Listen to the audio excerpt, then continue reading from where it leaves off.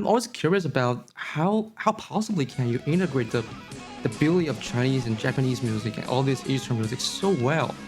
Like when you write the song Black Cat and Cacophony, it just turned from major to minor simply with the Chinese pentatonic and Japanese pentatonic.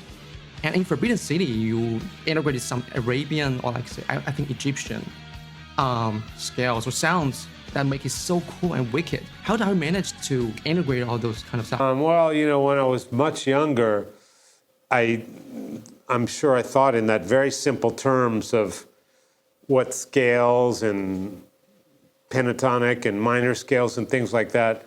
But soon I grew out of that and I stopped thinking that way. And that's when I really started to express myself better when I was interpreting Chinese melodies, because real music doesn't really stay in the same scale the whole time. Right. It changes a lot.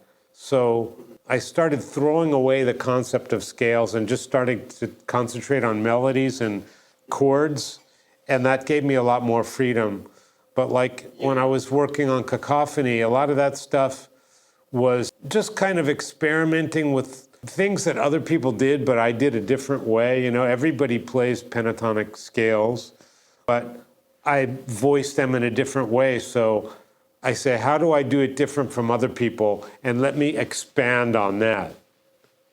So I wasn't really copying other guitar players. Maybe I was copying erhu a lot, and a lot of the Chinese violin from those cassettes I was listening to. A lot of that is directly ripped off from that.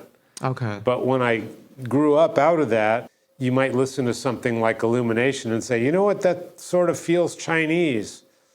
But that wasn't ripped off from anything. That's like directly from myself, my musical. There's a musical part of me that's Chinese somehow. I don't know why.